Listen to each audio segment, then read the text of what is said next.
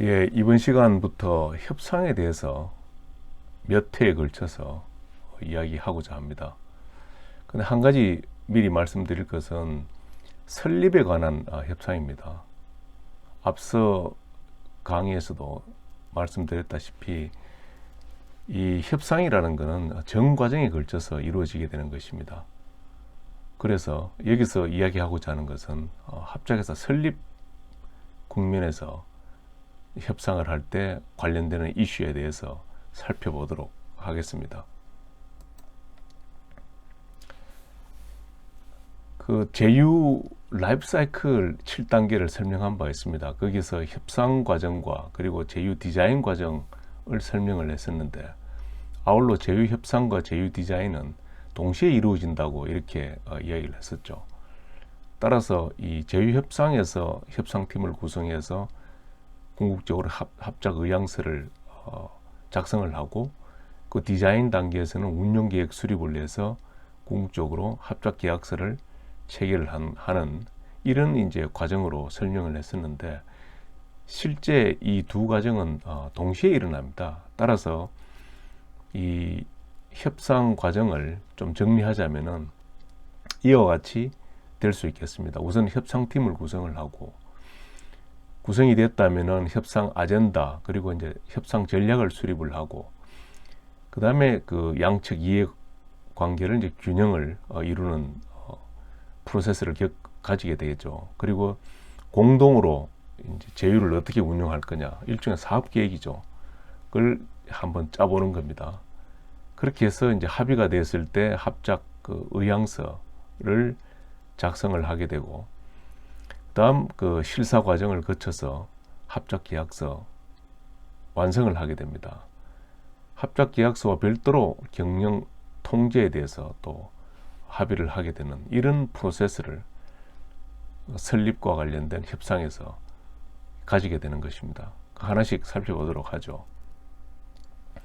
협상팀 구성은 이렇게 이루어지는 게 이상적입니다.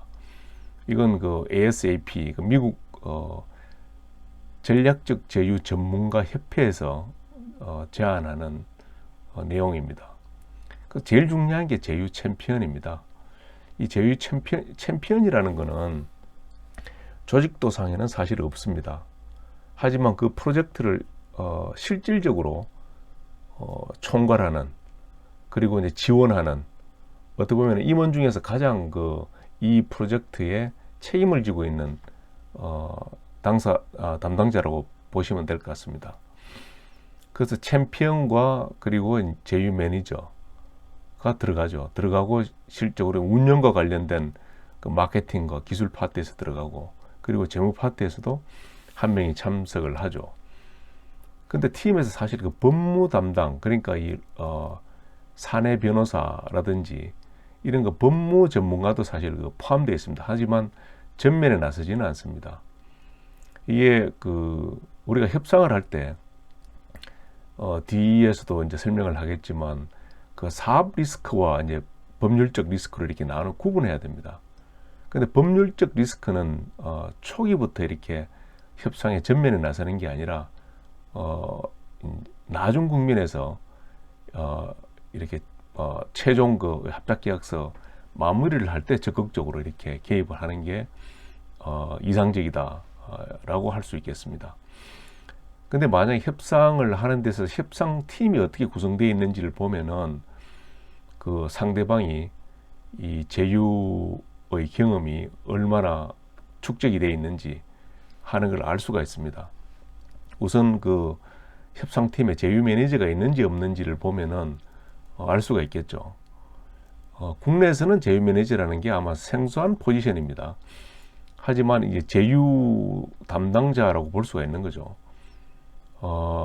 이게 아니면은 아마 그 비즈니스 디벨롭먼트, 뉴 비즈니스 디벨롭먼트 파트에서 제휴를 추진하게 됩니다.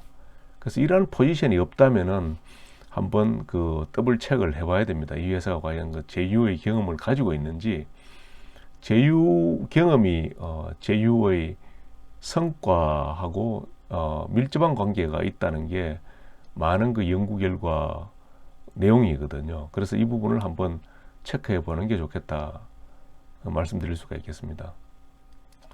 그래서 좀 정리를 하자면은 이 협상팀은 제휴 유경험자로 이제 구성을 한다. 경험이 없을 때는 협상 전에 이 역할 그 플레이 연습을 한번 해보는 게 좋겠다 겁니다. 그 다음에 이제 이 비즈니스 리스크를 어떻게 이제 양쪽이 최소화할 거냐 하는 걸 가지고 초기에는 이제 주로 이제 협상을 하기 때문에 법률 전문가는 좀 아주 초반에서는 뒤로 빠지는 게 좋겠다. 그래서 법적 리스크를 최소화하는 쪽의 법률 전문가는 그 역할에 충실하는 게 이상적이다. 이렇게 이야기할 수가 있겠습니다. 그리고 또 한 가지 주의할 점은 협상 과정을 이 전문 컨설턴트한테 너무 의존하는 것은 바람직하지 않다는 거죠. 왜냐하면 비즈니스 의사결정을 내릴 능력이 없다면은 실행 능력도 없는 거죠. 아예 이 프로페셔널한 컨설턴트를 내부 조직의 구성원으로서 이렇게 영입을 한다. 그건 뭐 이제 좋은 거죠. 하지만 외부에서 이렇게 컨설턴트에 너무 의존하는 것은 기본적으로 우리 회사가 이 제휴를 할 능력이 내부적으로는 안 돼 있기 때문에 실행 능력도 마찬가지로 결여되어 있다. 이렇게 이야기할 수가 있겠습니다. 다음으로 중요한 게 이제 동시 통역사입니다. 이 고위직 이 임원 중에서 아마 해외에서 유학을 하고 온 고위직도 뭐 충분히 있을 수 있습니다. 하지만 가급적이면은 동시 통역사, 그것도 아주 소위 말해서 A급 통역사를 고용하는 게 바람직합니다. 이 통역사가 단지 통역의 역할만 하는 게 아니라 이제 협상의 뭐 과정이 좀 매끄럽지 못하든지, 그 다음에 이제 질문 내용이 답변하기에 상당히 어려운 그런 내용이라든지 할 때 협상자가 잠시 생각할 수 있는 여유를 주는 중요한 역할을 하게 되는 겁니다. 그리고 상대방의 질문에 대해서 좀 거친 표현을 상대방 입장에서 할 경우에 그걸 완화시켜 줄 수 있는, 그럼으로써 이제 이 회의장을 부드럽게 하는 그런 중요한 역할을 하기 때문에 꼭 A급 통역사를 고용하는 게 좋다. 그리고 이제 통역사에게 이 협상의 전후 맥락에 대해서 사전 브리핑을 해서 통역사로 하여금 이런 부드러운 이음매 역할을 할 수 있도록 해주는 게 좋겠다는 게 많은 전문가들의 의견입니다.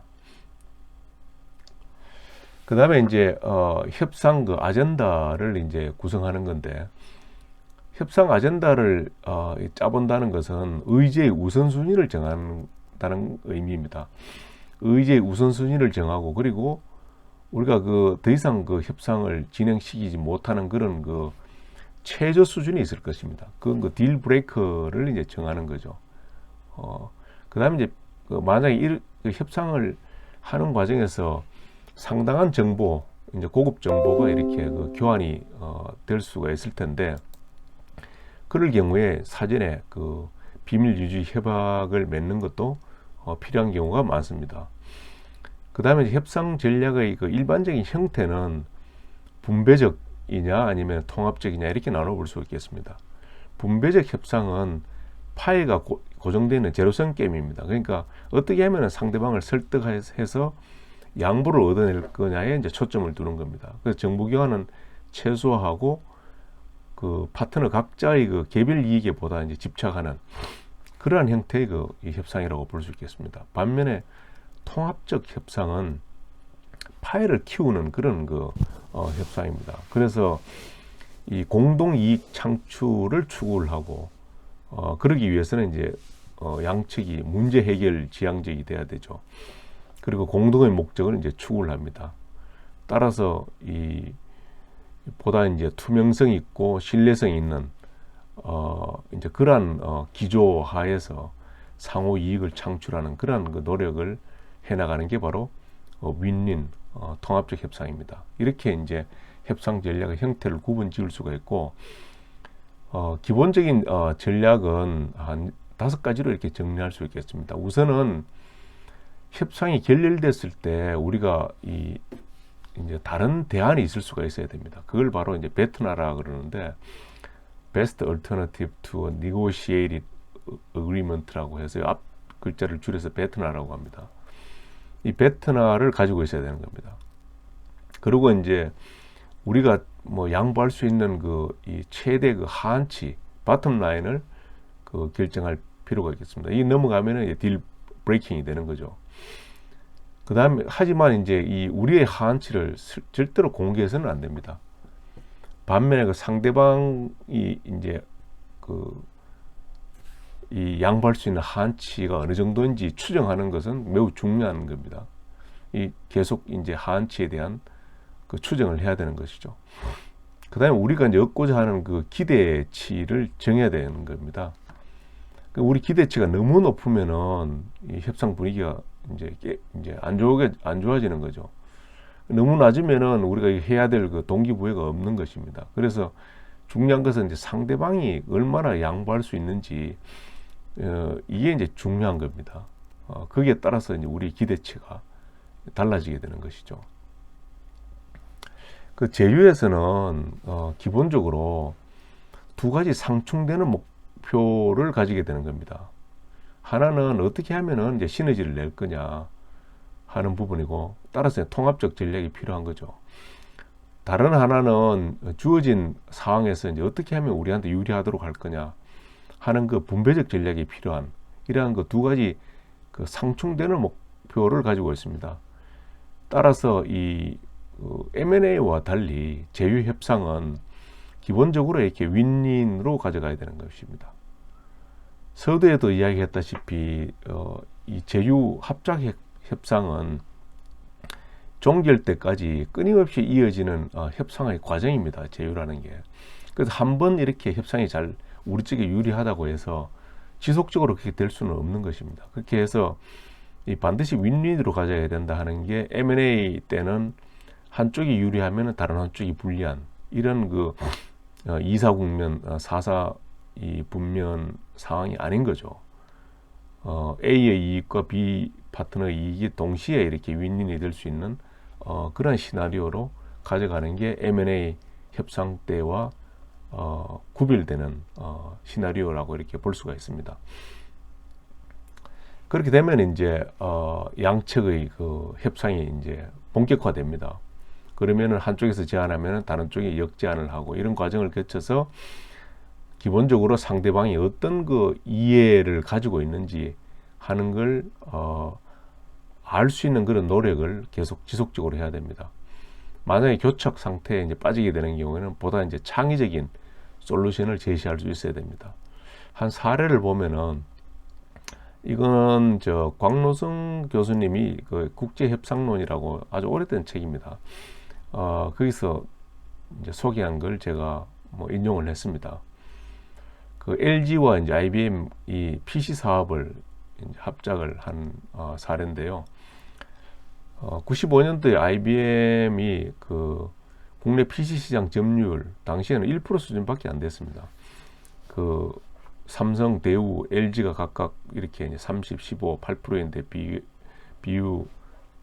비교되는 그런 아주 낮은 수준이죠. 그래서 이 점유율을 끌어올리기 위해서 이제 LG를 잠재 파트너로 이렇게 생각을 하고 협상을 했는데 양측의 특히 오퍼레이션과 관련된 이견이 커가지고 진전이 이제 안 됐습니다. 거의 18개월 동안이나 진전이 없었습니다.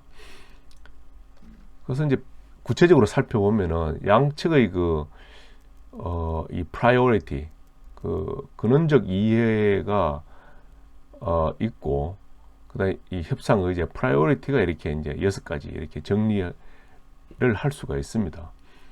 IBM에서는 근원적 이해가 이제 시장 점유율을 어떻게 확대할 거냐 하는 것이고, LG전자에서는 신기술 습득을 위한 R&D 이제 역량을 키우는 그런 근원적 이해가 있습니다.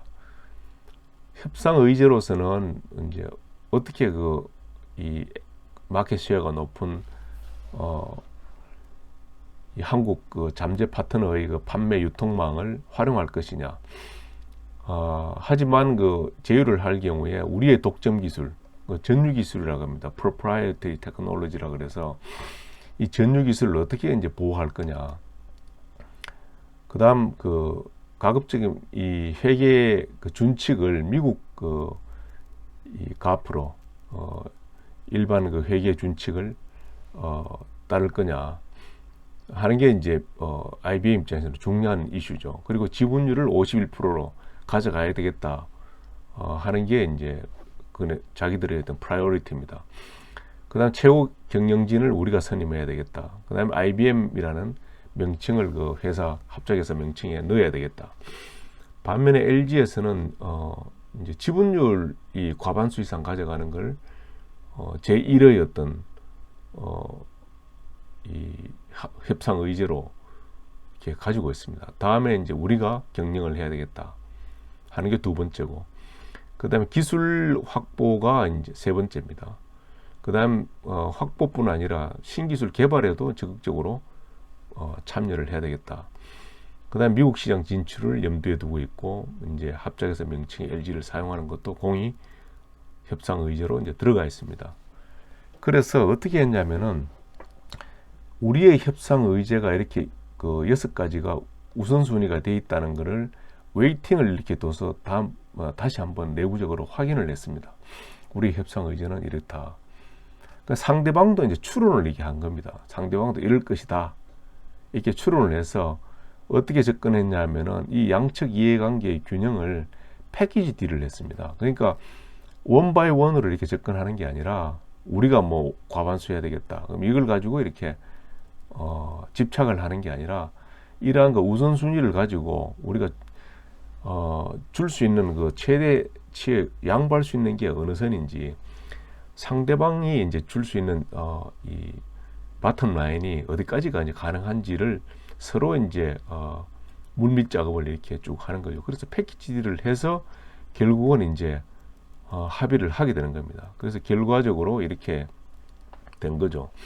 지분율은 이제 LG에서 양보를 하게 됩니다. 반면에 가져올 것은 이 기술이었죠.